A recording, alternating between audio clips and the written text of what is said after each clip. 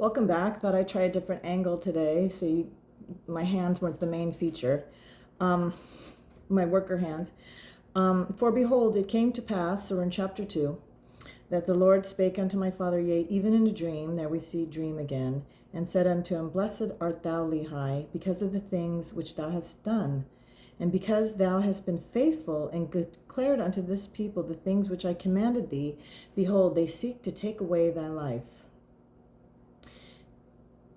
And it came to pass that the Lord commanded my father, even in a dream, again with the dream, that he should take his family and depart into the wilderness. And it came to pass that he was obedient unto the word of the Lord, wherefore he did as the Lord commanded him. And it came to pass that he departed into the wilderness, and he left his house and the land of his inheritance, and his gold, and his silver, and his precious things, and took nothing with him, save it were his family and provisions and tents, and departed into the wilderness. Again, this just clarifies that he had a lot to leave, he had a lot to lose. And again, the concept is very interesting. With COVID, we were trapped in our houses to a large degree, but imagine having to leave our homes and everything. And he came down by the borders near the shore of the Red Sea, and he traveled in the wilderness in the borders which are near the Red Sea. And he did travel in the wilderness with his family, which consisted of my mother, Sariah, and my elder brothers, who were Laman, Lemuel, and Sam. Later on, we find out he does have sisters, but I guess the culture at the time was they're not worth mentioning, or they weren't key to the story. And it came to pass that when he had traveled 3 days in the wilderness, he pitched his tent in a valley by the side of a river of water. And it's just interesting, he has to clarify that this is not only a river, but it's a river with water in it, which, having been grown up in Southern California, I get that. There's a river, because I would hike along rivers all the time, and they were just dry rocks. So there's rivers and there's rivers of water. And it came to pass that he built an altar of stone and made an offering unto the Lord and gave thanks unto the Lord our God. And it came to pass that he called the name of the river Laman, and it emptied into the Red Sea, and the valley was in the borders near the mouth thereof. And when my father saw that the waters of the river emptied into the fountain of the Red Sea, he spake unto Laman, saying, Oh, that thou mightest be like unto this river, continually running into the fountain of all righteousness. It's just interesting, the thought of your parent saying to you, oh man, I wish it could be good. Dang it. It's just, you just wonder about Lehi's parenting skills sometimes, and it's hard because if you are strong in a certain area, he has a great relationship with the Lord, it's hard for him to understand what it means to be lost and to be floundering. And so he's not the perfect parent. There is no such thing as a perfect parent among mortals. Mary and Joseph probably were the closest to that. And he also spake unto Lemuel, Oh, that thou mightest be like unto this valley, firm and steadfast, and immovable in keeping the commandments of the Lord. This is kind of almost passive aggressive. Oh man, I wish you could be this way, because you're definitely not, So this is kind of a blessing and an insult at the same time. And we're going to see where this leads. Not saying that Lehi is at all to blame or takes responsibility for Laman and Lemuel's behavior, but it's hard to move around prejudices, and it's hard to move past people's opinions of you, especially when those people are your parents. Now, this he spake because of the stiff-neckedness of Laman and Lemuel. So in other words, he's saying these things to address this quality of them. For behold, they did murmur in many things against their father, because he was a visionary man and had led them out of the land of Jerusalem to leave the land of their inheritance and their gold and their silver and their precious things to perish in the wilderness. And this, they said, he had done because of the foolish imagination of his heart.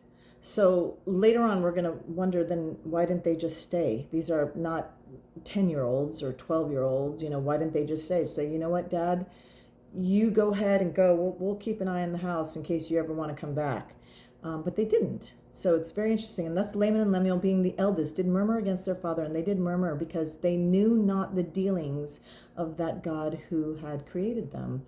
Now we see that Nephi was blessed because he was given a measure of understanding, but these two Laman and Lemuel, they didn't have that blessing. They did not have what Nephi had. Granted, they probably didn't seek it, but they did not have it. So they did not know what was going on.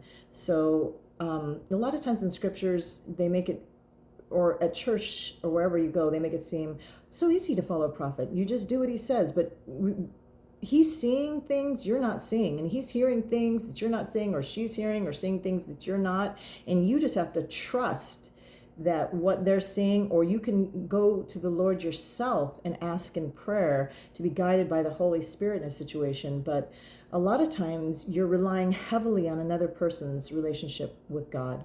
Neither did they believe that Jerusalem, that great city, could be destroyed according to the words of the prophets. And they were like unto the Jews who were at Jerusalem, who sought to take away the life of my father. Which is, anybody reading this book should put on the brakes and say, wait, they wanted to kill their dad. They were like people that wanted to kill their dad. They just wanted him to just shut up, whatever it took. And it came to pass that my father did speak unto them in the valley of Lemuel with power, being filled with the Spirit, until their frames did shake before him. So they're afraid. People shake when they're scared. So fear can only be used to control people. It doesn't win people over. If you're going to scare someone, if that's your mode of preaching, is to instill fear into people, you can control people for a while, but some people are going to say, I am sick and tired of feeling constantly afraid, or you're going to have people turn against you for making you feel that way.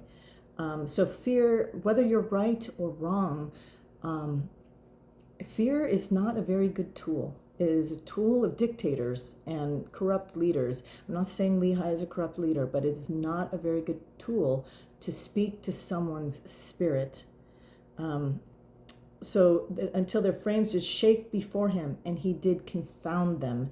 And that's the problem. We realize that when you are made afraid, you go into fight or flight, and this shuts down your prefrontal cortex, and there goes all logic. So to make someone afraid, you actually prevent them from processing higher thoughts. You're actually preventing them from experiencing the bliss and higher realms of living the gospel and understanding the gospel of or the things they need to know. If you're making them afraid, you're actually standing between them and God. So it's because they were confounded now. Now they're confounded. And very often people will turn against those that cause them confusion. And he did confound them. They durst not utter against him. So they didn't dare talk against him because they didn't know what to say, because they were afraid. Wherefore they did as he commanded them. So they did do it. He did get cooperation, but not willing cooperation. And my father dwelt in a tent. Just so you know, this is news. He was in a house before, now he's in a tent. And it came to pass that I, Nephi, being exceedingly young, nevertheless being large in stature. I'm just going to pause here because I've heard so many people think, why is Nephi mentioning that he's buff? Why is he mentioning this? And I think that his size is pertinent to mention because he was the younger brother. And if he was big enough, he didn't have to fear his brothers so easily overpowering him. And I think that was something that he had to have to protect himself. And so if you're wondering why my brothers aren't forcing me to do this, that, or the other, it's because I'm bigger than they are. And this is allowing me to make choices without fear of their retribution. So he could listen to his father a little better without fear of falling in line with his brother, and listen to his own heart and to God without fearing repercussions from his older brothers. So that's maybe why, not because he wants you to know that he's in good shape. And also having great desires, and this is even more important. Not only, this is more important than his large stature, is his desire to know the mysteries of God. Wherefore I did cry unto the Lord, and behold, he did visit me, and did soften my heart. This is so important, this scripture, because first he had the desire, then he sought God, and then God did visit him and softened his heart. It didn't say that Nephi had a soft heart. It didn't say that he was predisposed to all these things. It said because he sought God out and he wanted these things, God blessed him with the ability to believe and understand them. So we understand through this scripture that faith, just like the Bible teaches us, is a blessing. It is from God. He is the author and finisher of our faith. So we need to go and talk to the author. We need to go and say, can you write this in the story for me? Can you put me here? Put me right there. A lot of faith. Throw in a strong stature. Why not? Just something. We go to God first, and he will be our creator again. That's what it means to be reborn. He created us, and now he's going to recreate us according to the desires of our heart. And that's what so many people don't understand, is you will receive the desire of your heart, whether it's for money, whether it's for all these different things. You may be frustrated in these efforts because maybe that's not your talent. Maybe that's not your fate. Maybe your soul desired to learn humility before you were born, or something else that was so important. And then when you got here, you got so distracted by fame, wealth, whatever it is, worldly pursuits. And so you got caught up in these things that distracted you from your real spiritual heart desires, because there's a difference between your mortal heart's desires and your spiritual heart's desires, which were the desires you had before you had a body, before you came to earth. You wanted to accomplish certain things on earth, and those desires can sometimes get completely buried in your mortal existence. Anyway, wherefore that I did, so he visit me and did soften my heart, and I did believe all the words which had been spoken by my father. Wherefore I did not rebel against him like unto my brothers. So he doesn't give the credit of his not rebelling to anybody but the Lord. He went and he said, help me out, because I am this mere mortal. My dad is saying these crazy things. Help me to know, is this true? Is this not true? And the Lord softened his heart. So that was why he was able to not rebel. And I spake unto Sam, that's his brother, making known unto him the things which the Lord had manifested unto me by his Holy Spirit. And it came to pass that he believed in my words. And Sam is one of the greatest underrated characters in the Book of Mormon, because he trusted and had faith in his brother. We don't read about Sam's revelations, about any of his dreams, but he simply believes when he recognizes truth. He doesn't have any glory, doesn't have any major role. In fact, we're going to see him be disregarded in some ways by an angel, but he just is a steady person that doesn't have neither the visions nor the miracles, and yet he is faithful and is such a good friend to Nephi throughout his life. But behold, Laman and Lemuel would not hearken unto my words, and being grieved because of the hardness of their hearts, I cried unto the Lord for them. And it came to pass that the Lord spake unto me, saying, Blessed art thou, Nephi, because of thy faith, for thou hast sought me diligently with lowliness of heart. So he said, you've made the efforts to look. They're not even bothering to look. And inasmuch as ye shall keep my commandments, ye shall prosper, and shall be led to a land of promise, yea, even a land which I have prepared for you, yea, a land which is choice above all other lands. And inasmuch as thy brethren shall rebel against thee, they shall be cut off from the presence of the Lord. And so, so interesting, because so many people in the Christian gospel today think prosperity means money, it means wealth, it means fame, it means all my worldly desires will be fulfilled. No. The Book of Mormon makes very clear that to prosper means that you have the presence of the Lord in your life. That is what it means to prosper. And not to prosper, to rebel, means you're cut off from the presence of the Lord. Simple as that. Prosperity, God in your life. Not prosperity, no God. And it's not a bunch of Rolls Royces. It's not a big bank account. That's not prosperity. Prosperity in the sense of spirituality is recognizing, feeling, and being directed by the Spirit of the Lord. And inasmuch as thy brethren shall rebel against thee, they shall be cut off from the presence of the Lord. And inasmuch as thou shalt keep my commandments, thou shalt be made a ruler and a teacher over thy brethren. By necessity. This isn't by anything else other than, people that refuse to talk to God or listen to God need to hear every once in a while, hey, he's recommending that we go this way.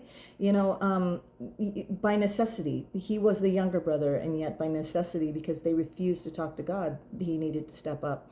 For behold, in that day that they rebel against me, I will curse them even with a sore curse, and they shall have no power over thy seed, except they shall rebel against me also. And if it so be that they rebel against me, they shall be a scourge unto thy seed, to stir them up in the ways of remembrance. So this is another really interesting feature of the Book of Mormon, that basically lets you know that we need each other. Even if there's the people that are trying to approach God and live a certain way. Now, if they start to fall away and become doubtful and become less convinced of God's goodness, well, you're going to have another people over here that are totally off on a tangent where God who? And those people are going to remind the people that claim to be believers that, hello, remember what you believe. Remember, you don't want to be living like this, full of anger and rancor and bitterness. And so they're going to be a remembrance to you. They're going to be, that stir them up in the ways of remembrance. Last thing any of us want to do is be caught up in the ways of remembrance, to be reminded painfully. That's the English term for it, to be reminded painfully. That's being stirred up in the ways of remembrance by whatever it needs. And unfortunately, so many of us have to go through things that remind us what is most important in life. And usually those things are not winning the lottery. They're not, landing your dream job or whatever. Usually it's not those things. It's usually, for example, I tore my meniscus on November 12th, 2022. And yeah, suddenly, oh man, to be able to squat down, to be able to bend your knees, to be able to walk in a way.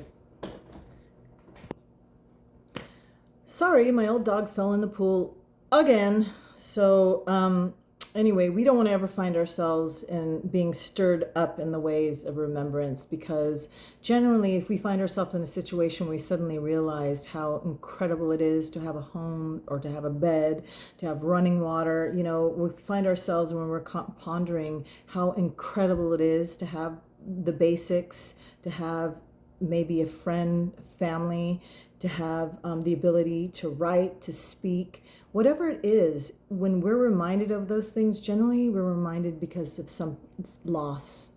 And so we definitely do not want to find ourselves having to be stirred in the ways of remembrance. So try to cultivate that memory of how amazing life is. Life is hard. Life is very, very difficult. So if we can find the time to just that memory of how incredible it is to have the things that we do, even the ability to squat down, to bend our knees, to pull our knee into our chest, which was my goal. And little things can bring us such joy.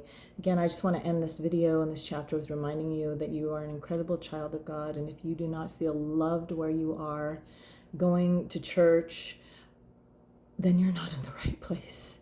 Because living the gospel and the gospel of Jesus Christ is all about love. And if love is not conveyed first and foremost, regardless of who you are, then those aren't true followers of Jesus. And I will see you tomorrow for chapter 3.